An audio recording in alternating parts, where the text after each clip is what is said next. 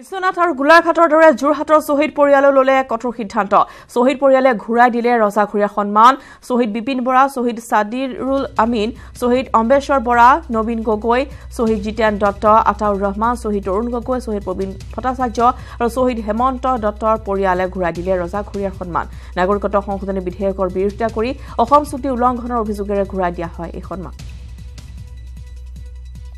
অসম অস্তিত্ব ৰেখা আন্দোলনত সৰ্বোচ্চ আন্দোলনত অসমৰ বীৰাংগনা 860 জনে প্ৰাণ বিসৰ্জন দিছিলে আৰু সেই 860 জন হাজাৰ হাজাৰ পংগু গুলিবিদ্ধ ধৰ্ষিত হোৱাৰ পিছত এখন অসম চুক্তি হৈছিল আৰু সেই অসম চুক্তি অনুসৰি 1971 চনৰ 25 মাৰ্চৰ পিছত অহা যি ধৰ্মাৱলম্বী লোকে নহওক সকলোকে বিদেশী হিচাপে চিনাক্তকৰণ কৰি অসমৰ পৰা বিদেশী বহিষ্কাৰ কৰিব লাগিছিল কিন্তু সেই মৰ্মে এখন চুক্তি হ'ল আৰু সেই চুক্তিখনক বৰ্তমান 2016 চনৰ বিধেয়কখনে নস্যাৎ কৰিব ওলাইছে অৰ্থাৎ শহীদৰ ত্যাগৰ মূল্য নস্যাৎ কৰিব ওলাইছে গতিকে শহীদৰ যেহেতুকে মূল্যই নাথাকিব গতিকে 2016 চনৰ 10 ডিচেম্বৰত সৰ্বানন্দ সোণোৱাল ডাঙৰীয়াই অসমৰ সমূহ শহীদ পৰিয়ালক যে সন্মান যাচিছিলে সেই সন্মান আমি উভতাই দিব বিচাৰিছো আজি যে লৈ আহিলো আহি পেলাই যে এটো ঘূৰাই দিছো এনেকুৱা লাগিছে যে সেই কষ্টৰ সেই আত্মাই যেন আজি শান্তি পাইছে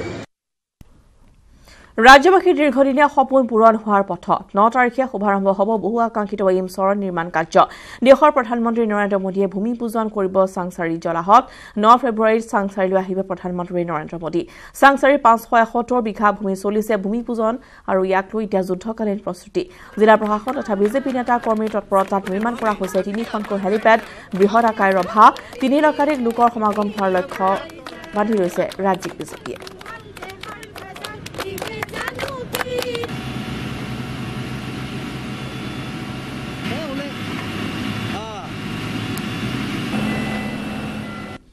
ইতিমধ্যে আমাৰ আপোনালোকে দেখা পাইছে নিৰ্মাণস্থলী দ্ৰুতগতিত কাম চলি আছে আমাৰ ভাৰতীয় জনতা যুৱ মৰ্চাৰ ফালৰ পৰা আমি 1000 আমাৰ স্বেচ্ছাসেৱক ইয়াত নিয়োগ কৰা হ'ব আৰু সেইদিনাখন যি 3.5 লাখ মানুহ তেখেতসকলৰ যাতে কোনো ধৰণৰ অসুবিধা নহয় তাৰ কাৰণে আমি যুৱ মৰ্চাৰ ফালৰ পৰা আমি যথেষ্ট সংখ্যক আমাৰ লৰাই আমাৰ কাম বন আগবঢ়াই লৈ যাব বিধায়কৰ সমষ্টি উন্নয়ন পুঁজিক লৈ আজি বিধানসভাৰ বাজেট অধিৱেশনত উত্তপ্ত পৰিস্থিতিৰ সৃষ্টি হয় কংগ্ৰেছ বিধায়ক ৰূপজ্যোতি কুৰ্মীয়ে বিভাগীয় মন্ত্ৰীৰ পৰা সুদুত্তৰ নাপাই উত্তাল কৰি তোলে পৰিৱেশ ইয়াৰ মাজতে বিজেপিৰ বিধায়ক নুমল মমিন আৰু ৰূপজ্যোতি কুৰ্মীৰ মাজতো বাকবিতণ্ডাৰ সৃষ্টি হয় আপুনি তেনেকৈ নকব ভগৱান বহক মন্ত্ৰী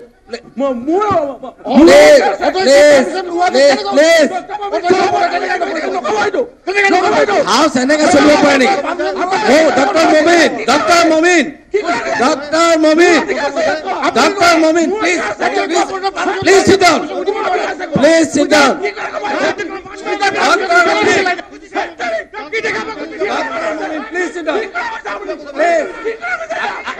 Here's already. You are to take your seat. Do not rise this. I am on leg. I am on leg. I am on leg. I am on leg. I am on leg. I am on leg. I am on leg. I am on leg. I am on leg.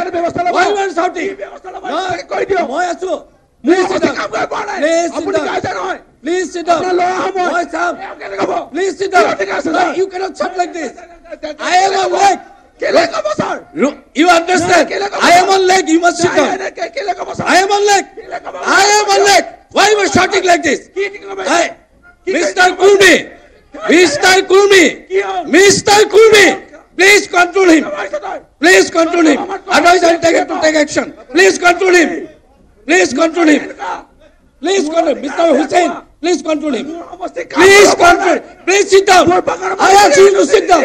Please sit down. Please sit down. This house cannot run. Mr. Hussain. Rukmil Hussain. You are deputy leader. You have to. I am telling you. Please sit down. Why? অৰ্থমন্ত্ৰী ডাঙৰীয়াই finance minister হোৱাৰ পাছত এনেকুৱা এটা পৰিৱেশ কৰিছিল যে তেওঁ finance minister হোৱাৰ ফলত উভয় নদী হ'ব টকা উন্নয়নত আমাৰ জোৱা উঠিব আৰু গতিকে তেওঁ বাজেট পঢ়োতেও বিভিন্ন ধৰণৰ আশা দিছিল কিন্তু আজি নতুনকৈ বাজেট দিয়াৰ প্ৰাক্ষণত আমি দেখিলোঁ এক অসহায় অৱস্থা চৰকাৰৰ যেন পুঁজি নাইকিয়া হৈছে চৰকাৰ যেন দেউলীয়া হৈছে আৰু এই দেউলীয়া হোৱাৰ কাৰণে তেওঁলোকে বিধায়ক পুঁজিৰো চকু পৰিছে বিধায়কসকলৰ যিটো পুঁজি সেই পুঁজিটো বিধায়কসকলে ক'ত উন্নয়ন কৰিব লিখি দিয়ে লিখি দিয়াৰ পিছত চৰকাৰৰ যিটো এজেঞ্চি আছে ডিচিৰ যোগেদি সেইখিনি খৰচ হয় এতিয়া এনেকুৱা এটা আপোনাৰ কমপ্লিকেটেড কৰি পেলাইছে যে বিধায়কে লিখি দিয়াৰ পাছতো বিভিন্ন পদ্ধতিৰে সেই পইচাখিনি খৰচ নহয় দীঘলীয়া কৰে আৰু দীঘলীয়া কৰি সেই পইচাখিনি আকৌ ঘূৰাই আনিবৰ কাৰণে যত্ন কৰিছে বিধায়কৰ পুঁজিৰ ওপৰতো চকু হৈছে বিধায়কৰ পুঁজিও এতিয়া ঘূৰাই আনিবলৈ আজি বিচাৰিছে